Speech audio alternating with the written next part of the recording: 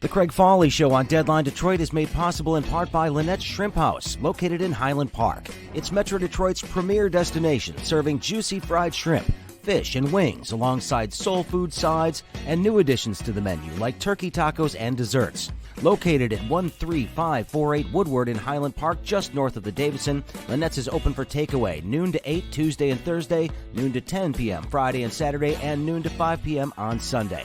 Call now, get some Lynette's. Hey, greetings, everybody. Happy Friday. Welcome to the Craig Fahle Show on Deadline Detroit. It is time once again for the week that was, our weekly roundup of the big stories of the news. Every week, we have a wonderful panel that joins us to talk about the big stories. And of course, later on, we will have our nominees for Schmuck of the Week, which is always a lot of fun. And there are a lot of candidates this week for sure. But before we get into all of that, I'd like to introduce my guest this week. As usual, we have Allan Lengel, editor and co-founder of Deadline Detroit, with us. Thank you, sir. Hello. Nancy Derringer, Deadline Detroit contributor, is here. And of course, we have our Lansing power couple today, Susan Demas, editor of the Michigan Advance, michiganadvance.com. Thank you for being here once again. Thanks. And longtime political strategist and consultant Joe DiSano is here. Joe, welcome back. Oh, thank you for having me. And let me just say, if this is a power couple, she holds all the power. Well, that AC/DC t-shirt would suggest otherwise. Certainly appreciate that. All right. Well, okay. It's a weird week, but I want to start with COVID because right before we went on, I was watching Anthony Fauci deliver his COVID update this morning, which was just taking place. And he is saying, hey, there is a light at the end of the tunnel, people. We are turning the corner. The numbers are getting better, but you can't take your foot off the gas just yet when it comes to wearing masks yet. If you live in Texas, hey, it's a free for all. I mean, we are close. We have new restrictions that are being lessened here in Michigan. We are getting close, but it certainly seems as if people are willing to quit this marathon with the finish line in sight, as we're witnessing in Texas right now. And I'm so anxious to get this over with. I understand this, but we are jumping the gun, it seems, in a number of places. And I'm just trying to understand the mentality around this. I get reopening the economy, but man, we have seen enough people die that it seems that if we could just go a little bit further, we might be able to get through this damn thing with, not many more deaths. What do we need to do to make sure that Texas doesn't become just like a bad place, Nancy? Build a wall and make them pay. So, I mean, it would be wonderful if you could somehow, filter the air that was and restrict travel and everything else that was coming out of Texas, but you can't. I mean, this is strictly a political dick move that is aimed at, pleasing the MAGA contingent. I don't see any other. I think Nancy's absolutely correct in her assessment that it's a political move. This is a specific political move designed to take media attention away from the disastrous power grid failures in Texas. Now, there's a broader ethical and moral problem, I think, to opening Texas up, but it's primarily a political problem and a solution to a political problem. I think it may be a way to. They have too many people on their power grid down in Texas, and it's a way to get rid of some. I have never understood the politicization of masks. I just do not get it. I mean, I'm reading this really long, profile of a MAGA idiot in the Detroit News today, and this guy essentially who is a high school dropout and works as a janitor and maintenance technician, if I'm reading it right, walks away from the only job he has because they want him to wear a mask, which he considers tyranny, and it's like, it's public health. All right. It's like wearing a seatbelt. It's like, coughing into your elbow instead of, on the face of the person sitting next to you. I mean, we've been over this. This is well plowed ground on this show. If Donald Trump had come out for mask wearing early on, this thing, could have been over by now. But he wouldn't. And now you end up where we are now. I saw a guy on the news not that long ago who was complaining about wearing a mask because he said it made it hard to breathe, and he was smoking a cigarette while he was saying this. And I'm like, your lungs, you care so much about your lungs and your ability to breathe. But hey, choke down that cancer stick. Hey, this is something I know about. So, I think understand we've that. got a broader breakdown of the social contract. I'm not interested in helping people. Yeah, exactly. I think that's right. I mean, help yourself. I've sacrificed many things. Many people have sacrificed more, but I have equity in this, and I'm interested in helping people who are interested in helping themselves at this point. And I wish we could separate the wheat from the chaff and just isolate these victims. That's what they are, professional victims. Well, we're seeing a lot of that lately. Well, we'll get into some of that in a bit. We saw down in New Orleans where a police officer who was doing added security at a high school basketball game wouldn't let a guy in without a mask, and the guy killed the cop. Well, we essentially have a society that thinks they're patriots on the cheap. No one's ever sacrificed anything, and they're constantly told by right-wing media that they're patriots. But none of them have served. None of them have sacrificed anything. None of them have any investment in the greater social good or social fabric. So I say goodbye. I say, let them crash. The classic line from Airplane, I think. But we are seeing some loosening of restrictions here in Michigan. And I want to know, and Susan, you obviously are at the Capitol all the time talking to everybody. How much of this is based on science? How much of this is maybe based on some political pressure that Governor Whitmer is actually feeling right now? Honestly, I think there is an open question about opening things up more.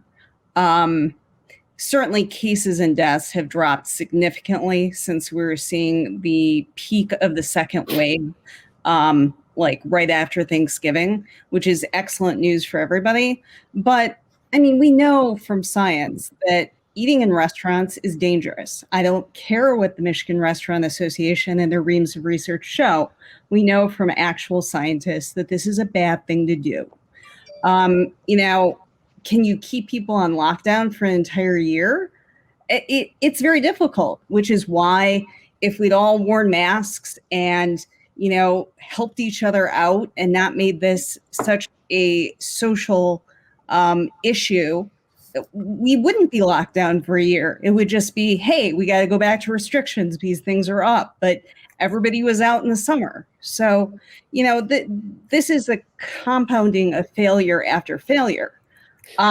So I'm not part of Governor Whitmer's meetings. I don't know what epidemiologists are telling her. I do know what the science is on restaurants, for instance. I think that's a bad idea. But there's a reason why people like me are never elected governor. We're not popular people. We piss people off all the time. That's what we do. But I will say that the rhetoric coming out of Republicans in business groups, they're acting like the Gestapo is around every corner and you can't do anything and everything is shut down. And in reality, very few things are shut down right now.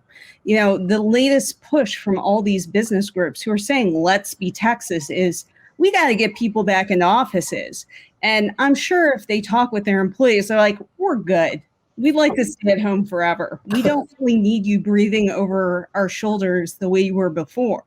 So this is all being driven by the top. Let's face it, it's a boomer mentality. I got to see you working. I know you're not really working. But I think most office workers, they miss the camaraderie, but they could come in a few days a week. They don't have to come in for 40 or 60. So it's pretty needless political fighting at this point, but you're so entrenched on the Republican side and you so believe that Governor Whitmer is a socialist dictator at this point that you just keep going with it. And it's pretty absurd. Well, it certainly has filtered down to the discussions about, how to spend the federal money that's already been delegated to the state of Michigan. This has been a fight that we've been watching right now. This money came in, December? Right. It is now March. And they still have not distributed it to the people that are supposed to get it. What's at the root of this? I mean, I understand there may be some disagreements as to the best use of this money, but this delay is worse than we've ever seen in most budget negotiations. Yeah. And I honestly, one of the reasons why Republicans keep pushing is that, they're not getting called out in straight news coverage for being obstructionist because that would seem biased. So it's like, hey, can't you guys come together and be bipartisan? Which is great. And everybody loves that. But, their idea is you can't, let's hold schools' money hostage. That didn't go over well. So then they said, hey, local health officials can't shut down a basketball game, even if everybody in town is dead from a pandemic. You don't have that power. I mean, really ridiculous, radical ideas because they see this as their only leverage with the Democratic governor. And these aren't reasonable positions. It's not like they're saying, hey, let's have 75% capacity for restaurants. Let's bargain.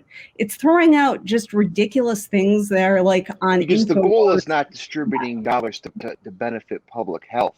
The goal is to destroy her politically. They Right. have put an electoral goal in Yeah. front of a medical goal, and you got to strip it away and call it for what it is. Yeah. But we're not seeing, I mean, we are seeing obviously, in Washington, some of the same sort of arguments, but at least they're making progress in Washington, despite the fact that we had to listen to 10 hours of them reading the actual COVID relief bill. Thank you, Ron Johnson from Wisconsin. Once again, finding your way to the nominee list for Schmuck of the Week. Right. I have a feeling. What was the point of that? I mean, besides just being an asshole. Because he's like, we haven't had time to read the bill, so we're going to read it here. But I'm like, okay, well, if you had 10 hours that you could sit there on the floor and listen to them do it, I'm sure you could have found 10 hours to read that bill, Ron Johnson from Wisconsin, to do it. But at least they're making progress in Washington, right? There's negotiation taking place. A bill will be passed with COVID relief that's got some relief for local governments, for individuals, which is what we've been talking about for a long time. Lansing can't seem to actually come together in any way. They passed their own bill, which Whitmer, she may have to veto parts of this. Yeah. I mean, but honestly, I think that Joe is cut to the heart of this. And this is something that you're not really seeing, but it's something everybody knows is true. This is absolutely about the 2022 election. Business groups and a lot of folks who just want to go back to, having their bar night at Tropo, they want Whitmer out. And so they're fine holding vaccination money hostage towards that goal. And, I'm frankly pretty tired of being held hostage by the 30% of the population that feels the need to get into fistfights at Home Depot over masks. These knuckle draggers should not have the right to hold the majority hostage. And yet they are convinced that only their voices need to be heard here. Well, wait, knuckle draggers. That's another word for Neanderthal, isn't it? I mean, I'm an elitist. I'm fine with that. Go ahead, Joe. Your husband's on television in an AC/DC shirt. Didn't 23andMe come back and say that you've got Neanderthal DNA? Yeah. So I mean, I can say it because I'm married to him. Oh, yeah. It was funny. I think it was Marco Rubio that actually had a tweet out there defending Neanderthals and suggesting that this was somehow an insult. It was kind of funny to see Marco Rubio try to take the PC line on cavemen. Yeah. It was really kind of strange. The Geico commercial. Exactly. Love the caveman. Right. That was just, I mean, this is how stupid things are these days. But let's talk for a second. I heard the word vaccinations. Nancy and I are all excited because our age group is now going to be eligible for vaccines by the 22nd of this month. Those of us over the age of 50 are going to be eligible. And I'll tell you, we talk about a light at the end of the tunnel, but this is a huge deal. And we're starting to see some real progress being made. Big news with the Johnson & Johnson vaccine that's coming out.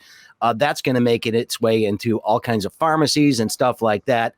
I'm starting to think that maybe there's an actual plan to get us out of this. I'm going to put my name on the list as soon as I can. Just the question is, who's going to get it to me fastest? I think it's interesting, the Johnson & Johnson thing. I don't know if you saw the Michigan Catholic Conference posted something from the bishop saying that they have some moral issues with the Johnson & Johnson because it's taken from aborted baby. Shoot it in my veins. I want it now. I want to change it. Did you aggregate that story? It came from the. I took it right from the Michigan Catholic. In the press release. I thought you did. Yeah. I just because it's like that's like, well, I don't want to get into weird religious stereotypes, but I mean the number of Catholics I think who take advice from the Catholic bishops on what kind of medicine they can take, I think is pretty minimal. Yeah. And it's also, I mean, I believe, I don't even think they know. I think the other 2-dose Moderna and the Pfizer doses have explicitly said that they have no stem cell lines in them, and I think it's unclear on Johnson & Johnson. Right. So they're just saying, well, out of an abundance of caution, But I mean, I think that's just such a niche in Catholicism. Yeah, and it's interesting that. Go ahead. Just real quick, Right to Life of Michigan got that language put into these budget bills that they're fighting over. So you can't get the vaccine without people telling you, by the way, you're killing aborted babies. Just want to let you know. Well, you kill them twice. The other thing is, and I don't know enough about the science of this, but I was under the impression that a lot of these stem cell lines come from discarded embryos that people in fertility clinics, where they routinely will, they have just a bunch in the freezer.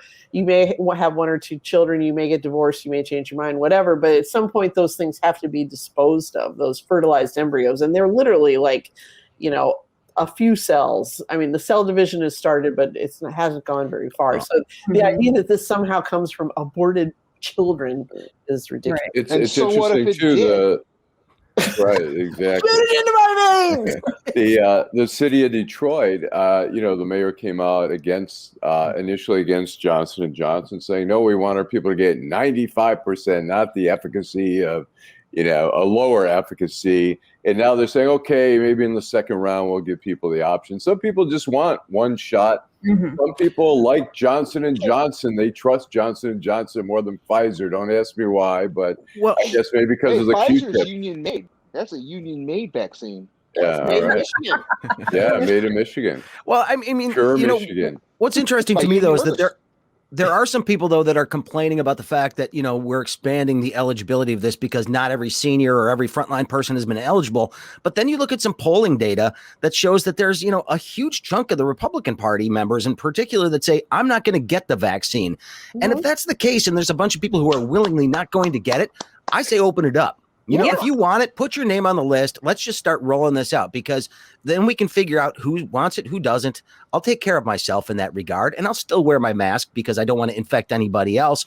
But at the same time, if you don't want it, put your name on there saying I don't want it, so that we can not count you towards those people who haven't gotten it yet.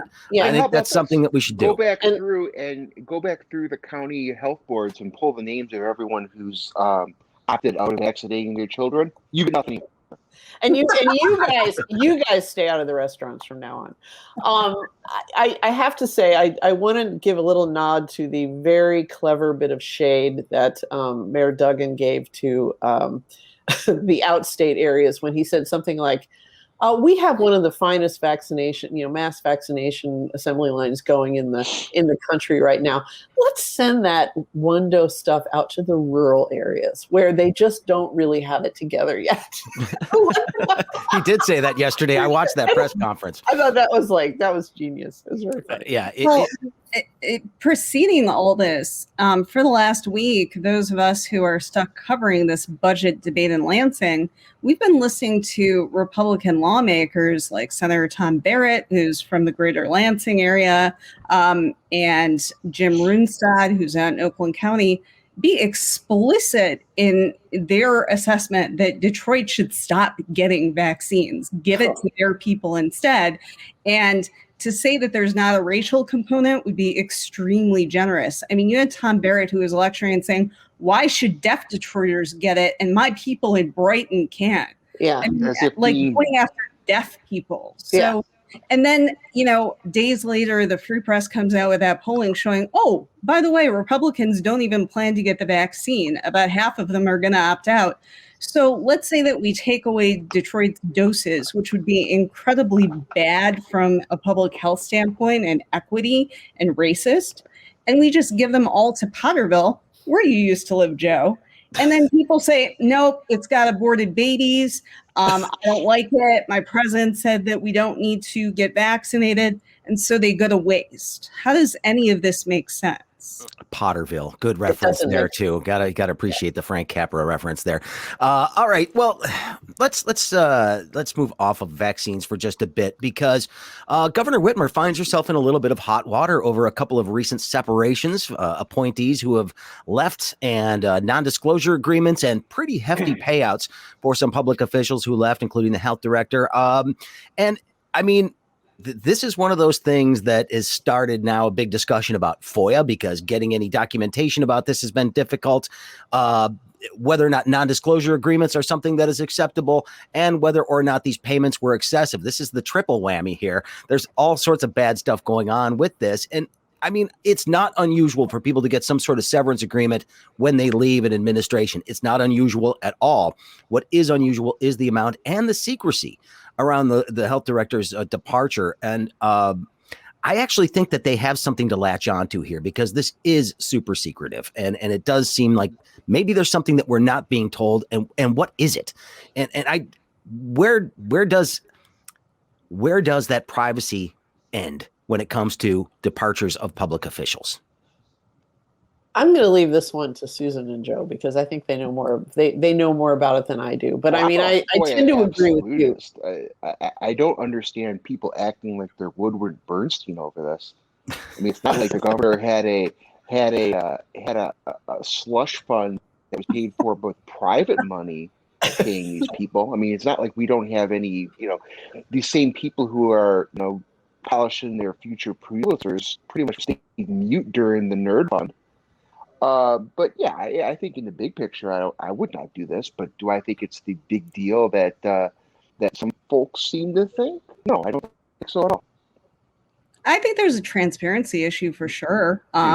Michigan's only one of 2 states where you don't have FOIA for the executive office, or the legislature, the governor, or the legislature. And every year we do this sort of dance around Sunshine Week, which is coming up, in March. And, there's a big show in the House, and they pass legislation that they know is going to die in the Senate.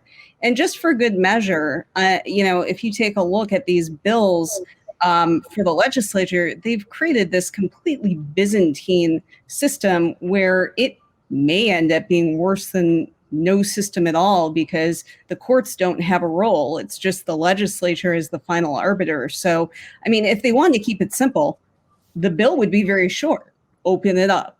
But the legislature is protecting its own interests. And frankly, you've got a separation of powers issue going on, because sure, the legislature wants to see everything that the governor is doing, but they want to keep their communication private. So they've created this 2-tier system.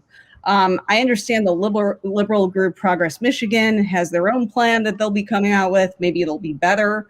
It may go to the ballot. So maybe that will be the way that we finally get to see what's going on. But it's incredibly frustrating. We all deserve it, though.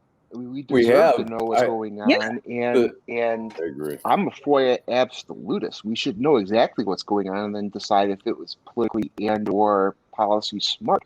But none of these proposals and none of these ballot issues are going to deal with the situation right now. It was maybe a flawed decision, but to go back to my previous point, this is not Watergate. This is someone walked out with a couple extra $1,000 in the pandemic. I'm not going to get too upset. I agree. It's not plotting people to die. It's not Watergate, but it is so important. I mean, we saw during the Snyder administration, we saw the Flint, we saw the whole water problem that was so shrouded in secrecy, and people were really harmed. And I think there is, in this case, the harm is, I don't know. I mean, I think we should be able to see the contract. I mean, it wouldn't be unusual to get somebody from a public sector, bring them to the private sector, offer them some guarantees that, look, if this doesn't work out, you're going to be able to walk away with a parachute or whatever, I think. But it's our money. We should know about it. And it's not the biggest scandal, but you can make it into a scandal by be embarrassed. This thing is a tempest in a teapot. It's Republicans trying to find something. It should be, Yep. and that's what it should be. It shouldn't but be if you- forgotten either. This Right. is not a good thing. I don't think anyone's cheerleading this, but the way they're treating Elizabeth Hertel up in Lansing, Gordon's potential replacement, is absolutely ridiculous. I do have to say something that last year, the Advance broke a story about the insane amount of money that the Republicans were shoveling to sue the governor to high-priced, well-connected firms.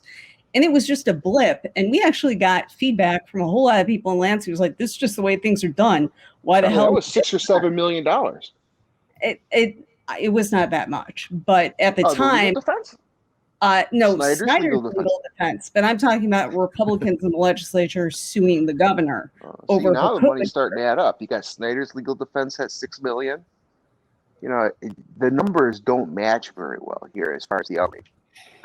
The proportionality and the response to this is very different because let's face it, Republicans do outrage a lot better than Democrats do. Oh yeah. And I'm all for transparency, but you know, things are not necessarily always treated the same, and it's worth considering why. And one of the reasons is we've got a pretty heated 2022 gubernatorial election coming up, and you know, nobody knows where the boundaries are going to be, you know, with the new independent redistricting commission. So people are all in a tizzy about what that means for their own reelection. And championing good government is definitely something that, you know, they think. And let me say this. When you don't have a governor as candidate for governor, the only card you got is tear down the existing governor. That's fair. That's Right. very true. They really don't have any like out there candidates yet. So Well, I got Tim Skubic emptying his diaper on the internet, trying to get Candace Miller to run. I saw that. He floated that column last week. Hey, give me a fucking break. Well, I see like in MERS, like every other day, it's like like speculation, like, will Candace Miller run? And finally he does the column, like, I really want her to run. And it's like really obvious where all this is coming from. And I thought you said no already, that she wasn't interested. She did. That's why he's emptying his diaper.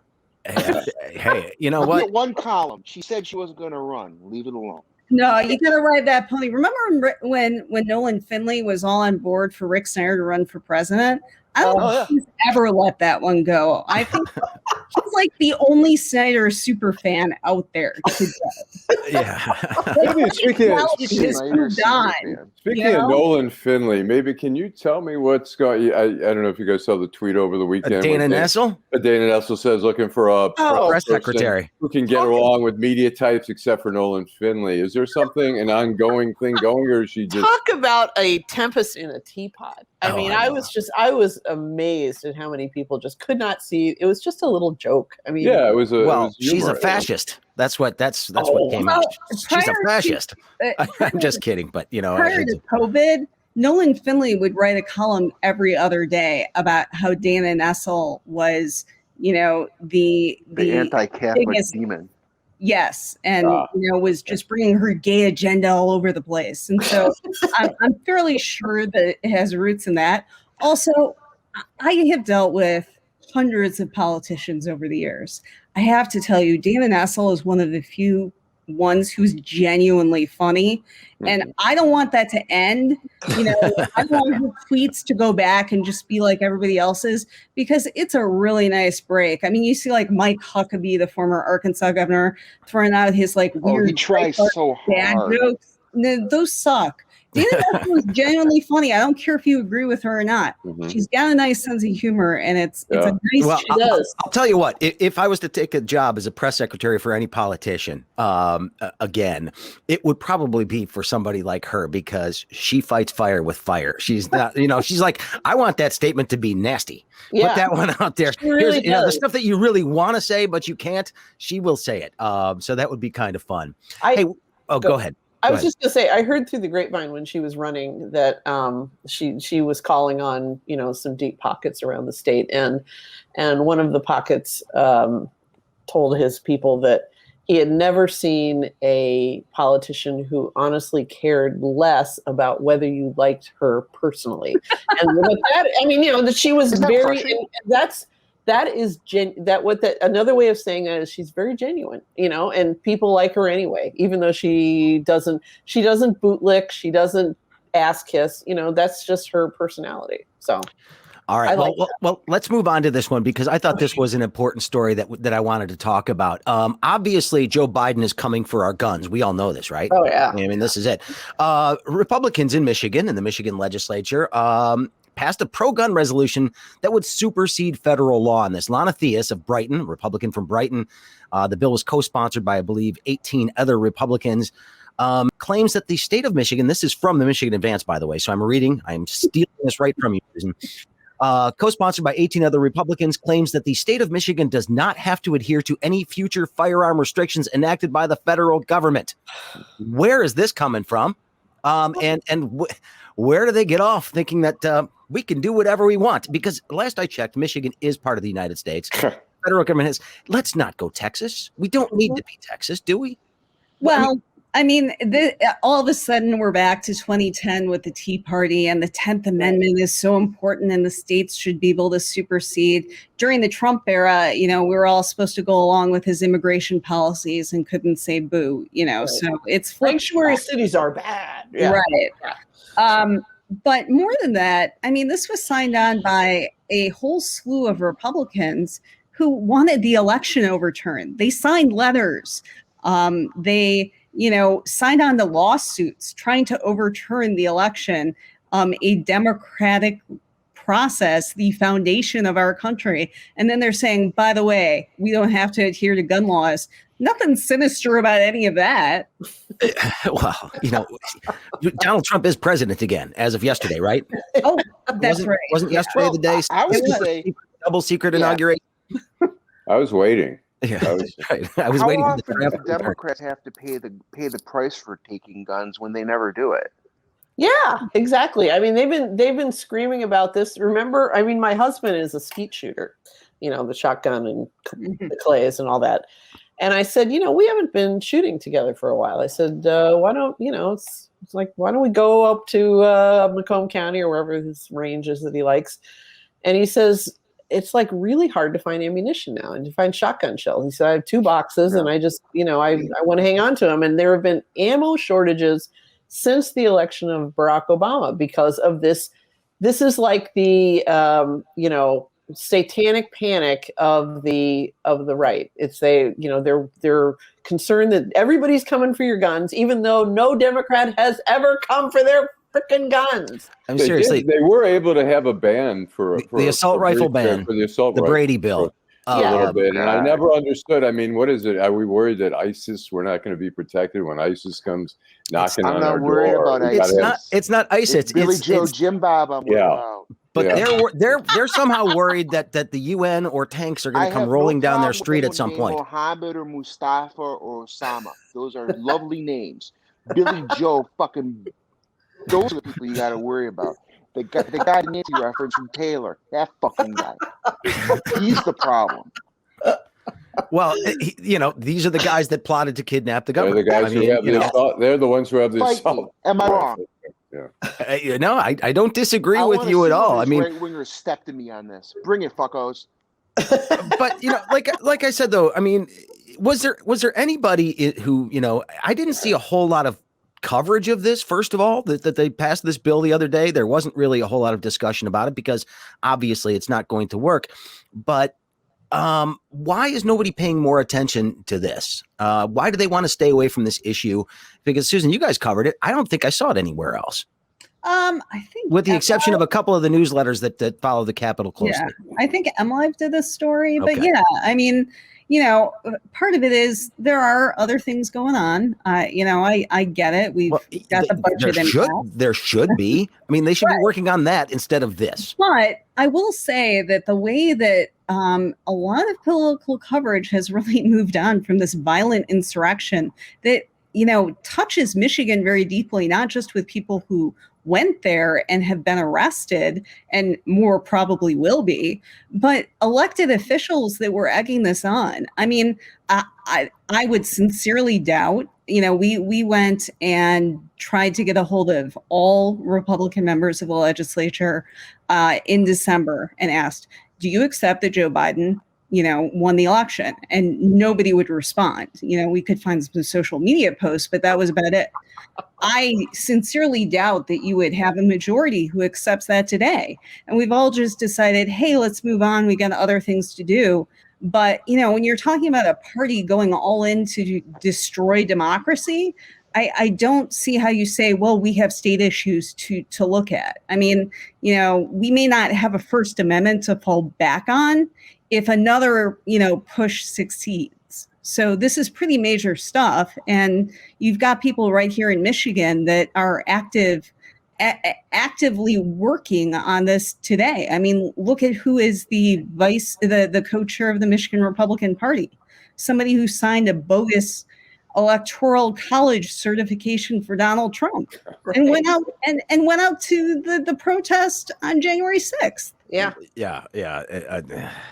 Well, okay, we were talking about Billy Joe Bob and his friends.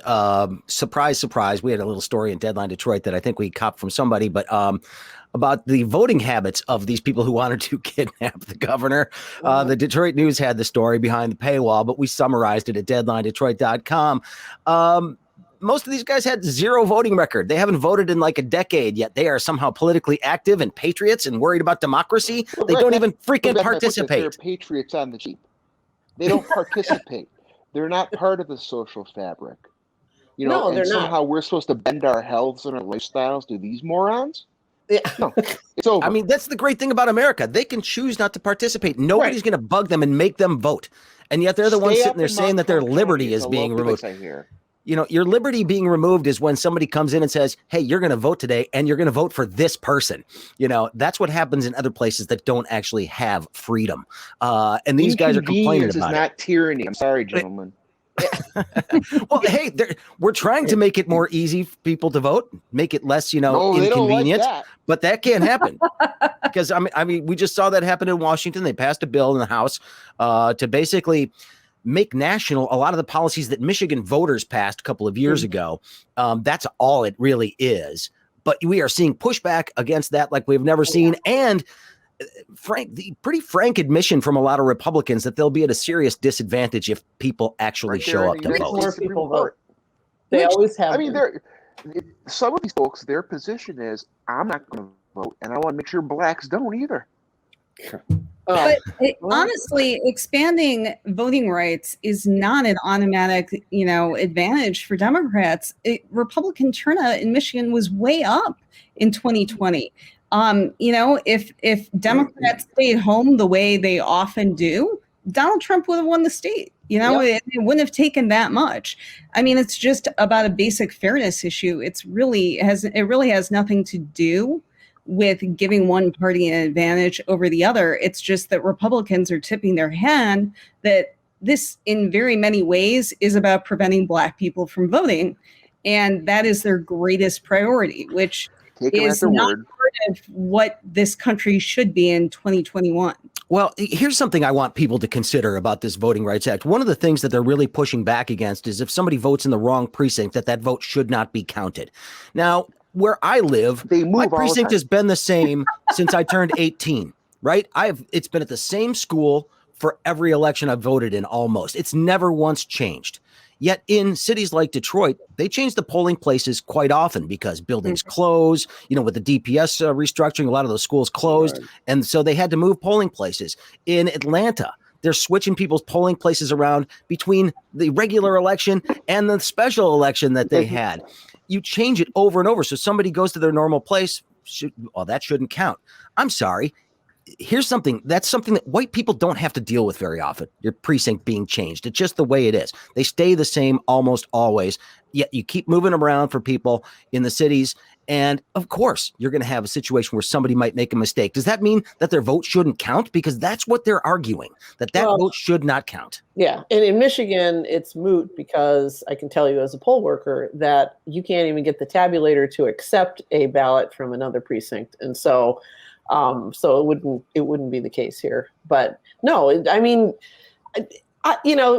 you're right. I mean, the Proposal 3 reforms, I mean, Susan referred to them as expanding voting rights. I think of it as just making voting easier and making voting better. I mean, we talked about this a few weeks ago that I qualify now to be on the permanent absentee list, but I think I would do it anyway, because I found that I was a better voter this time. I had the ballot in front of me. I had, that race, that weird judicial thing. I've got to do a little research.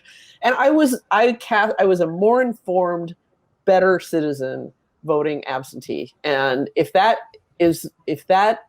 spreads out to the rest of the country, who knows? Maybe we can, boot this dummy from on the front page of the news today out. Thing is, voters in Michigan passed these reforms 2 years ago by a pretty overwhelming margin. I believe they got over 60%. Yeah. So, and nationally, these are very popular, but it's not going to pass the Senate because of the 60 vote rule, the filibuster.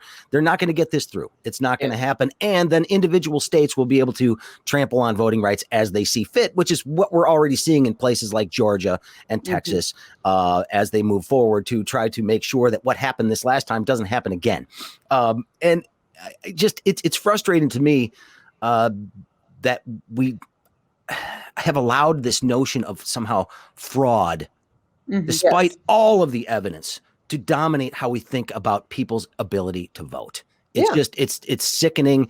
And, people talk about our democracy being undermined. No, this is the kind of thing that actually undermines our democracy. And that, more than anything else, is going to be the reason that Donald Trump's grandchildren spit on the ground when his name is mentioned in future years, because this is going to be his poisonous legacy. He might as well have, this is cancer. And and if we don't treat it, if we don't take care of it, it's going to spread, and it really does rot democracy from the inside out. Well, I think a couple of big lawsuits, if Dominion is successful in a couple of those lawsuits, which I'm really hoping for, that could stop a lot of this kind of nonsense going forward, because these defamation suits are real. Yeah. All right. Let's go to New York for just. Oh wait, no. You know what? Let's stay to this for just a second, because again, March 4th, yesterday was supposed to be the day. I'm disappointed. I have to ask, what more do the QAnon people need for them to realize that they have been taken? Because every single thing that they said was going to happen has not happened thus far. And now there's even some talk about, this is the actual inauguration day. Q people, this is for you. So put on your tinfoil hats, because I'm going to channel you right now. April 1st. Is the April Fool's Day. There you go. That would be more appropriate. Well, I think that's what it should be. But the fact that you still have a bunch of people, and there are now these QAnon support groups popping up on Reddit and places like that for people that are trying to sort of grapple with their feelings as they realize they've been taken. But it's just the fact that so many people are still buying into some of this stuff is just shocking to me. They're like one of those cults where they're waiting around for Jesus to come. They're out in the desert praying for 40 days, and because somebody had a vision, and they're not going to give it up. Drink the Kool-Aid. Yeah, drink the Kool-Aid. There'll be a mass suicide in black Adidas, or it'll be one of those things where they just kind of, the crowd just kind of filters away a little bit at a time. People just kind of wander off the stage, and I'm hoping that's what happened. That's the non-violent. They'll probably move on to another derangement. Well, the funny thing is about this theory is people are saying that this was the original inauguration day back in the old days, because it used to take time for people to travel to Washington from wherever they were coming from. But at the same time, they're saying there has not been a legitimate United States president since Ulysses S. Grant. Yeah, the theory I think holds. when you read the QAnon websites and stuff, you have to read it like The Onion, and find the humor in it, and just realize. Did I read somewhere, or maybe somebody told me this, that now they are saying that Kayleigh McEnany, yeah. Oh, she's working for Fox. Yeah, I know, but that she's actually the daughter of JFK Jr. Wow, that makes sense. Wait a minute, that makes sense. Let's go to New York for just a little bit. Speaking of governors that are facing a little scrutiny, Mr. Cuomo, Andrew Cuomo in New York, in a lot of trouble. And the thing is, this could end up costing him his job. He says he's not going to step down, but he's a third term right now. I believe, as governor of New York, if I'm not mistaken. Yeah, third term. But these are pretty serious accusations against him. They are legitimate. He is likely going to get taken down by these. This is bothering me, Democrats. This is something that is bothering me a lot. You're saying, well, Donald Trump didn't step down, so he shouldn't either.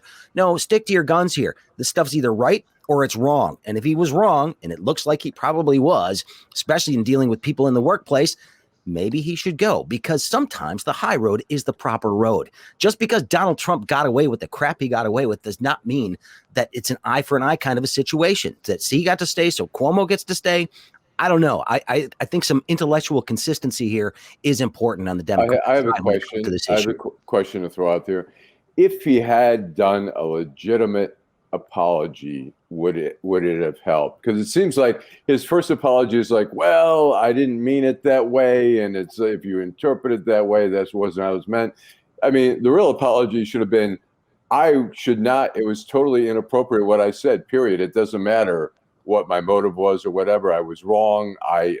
And would that have made a difference where he's at right now? Because he's had about 3 gradations of apologies. Are we talking about the sexual harassment stuff? Or the fudging the numbers? Oh, the nursing home stuff's bad enough. The sexual harassment stuff for sure. He's single though, right? He can make a play for a girl. No, I'm kidding. Okay. I was getting a little worried there, Derringer. Come on now. Well, the only thing I want to say about Andrew Cuomo, and this is a story that I've been following, but not, obsessively following, is who ever got the idea that this guy was popular among Democrats? Because every Democrat I know thinks of him as a big dick, and he's an asshole. He's an asshole.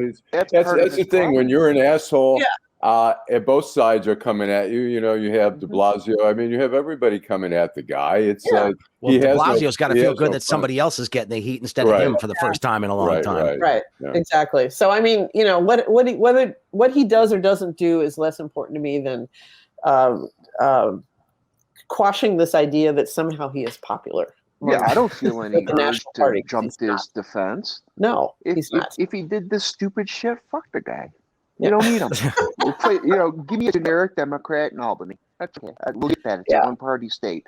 I feel zero desire or responsibility to man the barricades for Cuomo. He's like I said, his father. But I want to say, I was going to say his image was during the pandemic is suddenly I mean, Trump was having these clown shows every day, and people were turning to all around the country, everyone was turning to Cuomo, and he was being this rational. Are we concerned? Yes, we're concerned. Are we going to do something about it? And people thought that was charming, and suddenly that asshole, reputation sort of fell by the wayside, at least for a little bit, where people were like looking for heroes like Rudy Giuliani after 9/11. It's like, yes, Rudy, you're our hero. Well, I don't like the whataboutism I'm seeing from some on the left in this one. Well, what about Trump? What about him? We all knew how bad a guy he was. You keep on hearing, we can't do what we did to Al Franken, but Franken apologized. Franken admitted there was a problem. Now, he shouldn't have, because I think in retrospect, clearly it was a setup. But he played the game by apology. We're going to have to talk about this later. Yeah, I have a feeling somebody's going to have a very uncomfortable dinner tonight. No. Stay away from Okemos, everybody. No, but I just Andrew Cuomo. I mean, boy, it's an interesting time, and he's going to be. I think he's in trouble, and I think he should be because these accusations are pretty damning, and Trump be damned.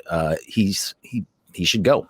I think he's going to be out. I think right now it's obvious to everybody, but government does not work or does not move very fast, and people have friendships, in the assembly with him, but more is going to come out. It's going to be untenable.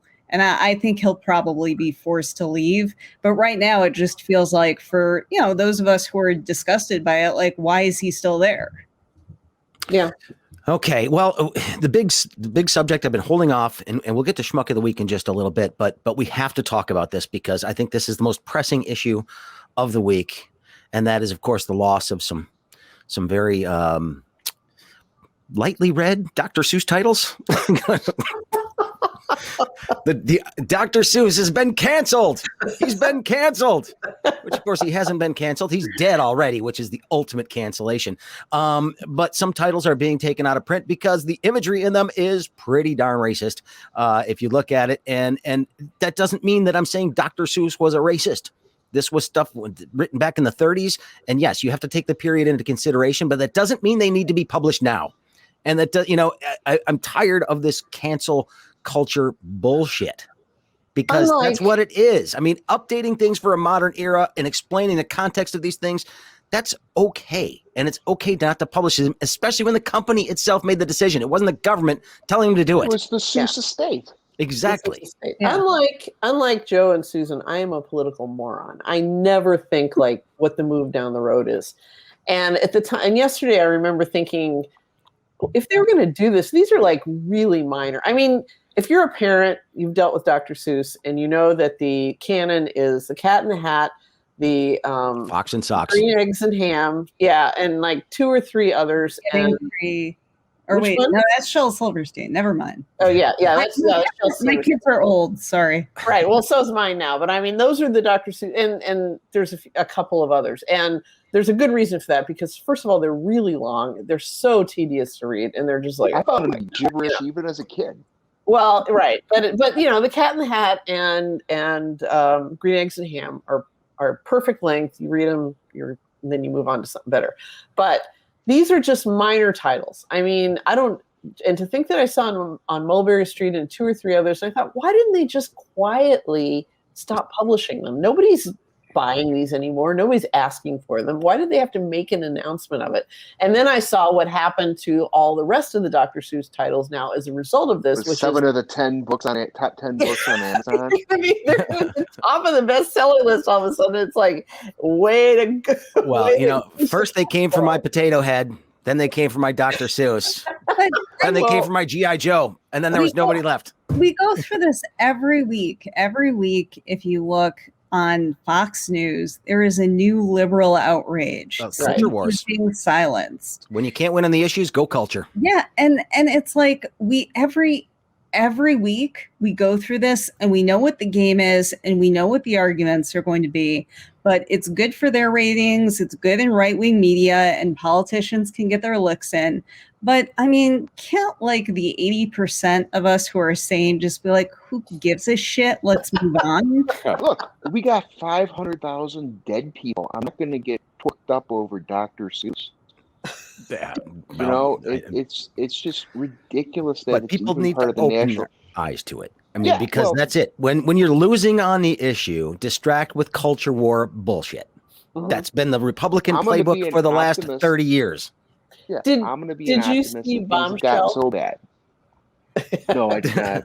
The movie about Bombshell Fox News. Bombshell, the movie about Fox News. Oh, yeah, I watched that. And what's her face? Kate McKinnon's character has this throwaway line where she says something like, if it scares my grandmother and outrages my grandfather, that's a Fox story. And it's like, that's what these things are. Okay, well, hang on, everybody. And now it's time for Deadline Detroit's nominees for Schmuck of the Week. All right, Schmuck of the Week time. Everybody likes this. And, you know, this is the one thing that I get a lot of comments on from people. They're like, this should be your Schmuck. This should be your Schmuck. So I've been getting emails throughout the week saying, is this going to be your Schmuck? And people come up to me when they see me and they're like, hey, I've got a suggestion for Schmuck of the Week. And forgive me because they get lost because we have so many nominees each and every week. But it is a fun section of the program. Who wants to go first this week? Allan Lengel. I got a good one. David Crawford, the former police chief down in Laurel, Maryland, who was setting fires, literally torching homes of people he didn't like, including some of his relatives. And in one instance, the family had to move out to a new home, and he torched that home. They had him on video pouring gasoline on property and burning down, you know. Police chief from Sons of Anarchy or something like that. Yeah. I mean, it's crazy. They finally arrested the guy, thank goodness. But wow, amazing. Yeah. Is he related I didn't hear that one. Bandit No. Warren? The Macomb pooper. That's right, the mad pooper. Okay, that's a pretty good one, Alan. I like that. Who wants to go next? Why don't we go with Joe? Who do you got, Joe? Oh, I've got the copywriter who came up with the term Detroit pizza. I am so sick of this. Well, Pizza Hut apparently made an abomination of a version of Detroit pizza. So those of us who would like Detroit-style pizza are a little upset. I never thought of it as Detroit-style pizza. I just thought of it as Detroit as pizza. Well, I see. Okay. Well, I My think point Buddies. is I think just Buddies pizza. and Louis Pizza and Shields. I think they were sort of a unique brand that's been sort of us East Siders would say Cloverleaf. I mean, Cloverleaf, right, Cloverleaf. I'm sorry. There you go. That's West Siders. Yeah, okay, but Pizza Hut for screwing it up for the rest of the world, because most people's only introduction to our pizza is going to be that abomination that Pizza Hut put forward, and to the rest of America, that is not representative of what you get around here. And note that Pizza Hut, it said, took a year for them to come up with just the right recipe. Yeah, but to me, it's like this inferiority complex that people have with this concept of Chicago pizza, that somehow Detroit pizza, St. Louis pizza. No, there's pizza. What is over in Chicago is a carb delivery vehicle. It's not pizza. No, it's a casserole. It's thin. But it's got tomato sauce, maybe a little bit of cheese. Maybe. I'll tell you, Detroit pizza, though, in the square pizza as we know it, I mean, it is in Washington, D.C., I think there's like 3 or 4 places in Toronto, Vancouver, Canada. It's everywhere now. In Brooklyn, I think it's kind of cool. I understand what you're saying. It's cool if it's well done, and it's I don't mean cooking wise. If they do it well, then fine. But otherwise, they're misrepresenting what makes our pizza so good. And I have a problem with that. Let me amend. All right. You're absolutely right, Craig. That it's the Pizza Hut chain writ large, not the anonymous copywriter. Okay. Perfect. All right. Who wants to go next? I mean, I could go next. I will go next. Okay, Nancy Derringer. Federico Guillermo Klein. Oh, he was mine. I'll come up with another one real quick. But go on, please explain while I search. Wheelchair. That's the guy in the wheelchair for you. This is the former State Department aide, a Trump appointee who has been arrested on multiple felony charges related to the Capitol riot. So he actually was one of the people, not who just went past the fence, not who got on the lawn. He actually got into the building itself, physically and verbally engaged with the officers holding the line. And then I believe he actually beat a cop with a riot shield. Right. So if that's not schmuck behavior, honestly, I don't wait, no, but it was Antifa, Nancy, that stormed the Capitol. Antifa. So, unless he was secret Antifa, I'm not sure. Yeah, you never know. All right, Susan, who you got? I think I really do think that Greg Abbott deserves to, Governor of Texas. Out. Yeah, Governor of Texas, because not only do you go from a massive electric grid failure that has left several people dead and without power for weeks, and not taking a responsibility, saying it was AOC and her New Deal, but for a policy that has not been enacted. But sure. But then, when he makes his big dick swinging announcement, no masks, everything's over. We're Texas. We're about freedom and COVID. Then he has to go and say, the real problem is that Biden wants to let all of the COVID horde immigrants in. They're the ones who have brought the disease in. So we have to go back to the Trump era, where we had all this discredited garbage. But clearly, in the Republican Party, people who are angling for 2024 see that this sort of extreme racism about immigrants and just lies about public health are the key to getting on the national stage, which should not make any of us feel better. Plus, he's just goofy. Yeah, so that's a good one. Takes it from being a dick to being like a schmuck dick. So. Yeah. All right. Well, I will go with Madison Cawthorn, who is a freshman representative. Nazi. I mean, it's interesting to me that Richard Burr gets censured by the state Republican Party for, basically going against President Trump. Madison Cawthorn, who of course is now the CPAC star, and by the way, anybody who went to CPAC last week and skipped out on their congressional duties so they could go to CPAC, that they're automatic schmucks. But Madison Cawthorn, in that they're getting behind this guy like he's some sort of hero when he's lied about his resume. Everything. He's lied about everything. He's been accused of sexual harassment on numerous occasions. But yeah, he basically said a car accident derailed his plans to go to the Naval Academy. But he had already been rejected by the Naval Academy before he even got in the accident. And then he claimed that his friend abandoned him to a fiery pit of hell because the car was on fire, when it turns out that the friend actually pulled him out of the wreckage.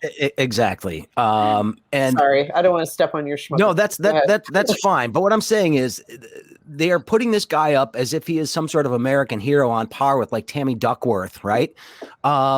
When he hasn't done any of those things. And, he's trying to suggest that he's almost like a military hero. Yeah. He'll be getting a Purple Heart from somebody one of these days. Exactly. And so he's got some explaining to do, but at the same time, quit putting this guy up there like he's some sort of a hero or martyr for this nation or martyr for the cause, when all he's doing, and I hate to say this, but it certainly seems like he is milking things a little bit. Virtue signaling. He's virtue signaling. Is that it? All right. Well, we're going to have to wrap it up with that, everybody. And I had a few other schmucks that I'll have to get to. I can save them for next week. It could be schmuck of the month. We'll go back. Somebody will do something stupid this week, I guarantee it. But yeah, basically the whole CPAC thing, and we didn't even get into that because that happened last weekend. Trump, Mike Pence could have been a schmuck for repeating the election stuff again yesterday. He could have definitely been there. He's just trying to basically preserve any spot he has in the future of the party. They tried to kill him. And the people he was talking to were the ones who wanted to kill him. Exactly. So anyway, all right. Well, we got to wrap it up, everybody. I want to say thanks to my guests, Allan, Lengel, and Nancy Derringer of Deadline Detroit. We always appreciate it. Thank you. Susan Demas, editor at the Michigan Advance, michiganadvance.com. Go there. Great coverage of all the things happening at the state level and a lot of other great stuff too. But it's really my go-to place to find out what bills are not being paid attention to in Lansing by the mainstream press, because frankly, nobody pays attention to the Capitol the way they should anymore, I think. Also, longtime political strategist Joe DiSano, thank you very much for being here. We appreciate it. And there's Pizza Hut coming your way, sir. All right. And thanks to Lynette Shrimp House for engineering this broadcast. And a quick reminder that if you appreciate having up-to-date news each and every day, DeadlineDetroit.com is your go-to place. Think about becoming a member. Just $3 a month. Don't think about it. Do it. $3 a month. Become a member at Deadline Detroit, DeadlineDetroit.com/membership. It is easy to do. And with that, please get outside, enjoy the sunshine, the changing weather. There is a light at the end of the tunnel, people. But until we are clear of this, stay home safely. And wear a mask. Have a good weekend, everybody. The Craig Fahle Show on Deadline Detroit is made possible in part by Lynette's Shrimp House, located in Highland Park. It's Metro Detroit's premier destination, serving juicy fried shrimp, fish, and wings alongside soul food sides and new additions to the menu like turkey tacos and desserts. Located at 13548 Woodward in Highland Park, just north of the Davidson, Lynette's is open for takeaway noon to 8 Tuesday and Thursday, noon to 10 p.m. Friday and Saturday, and noon to 5 p.m. on Sunday. Call now, get some Lynette's.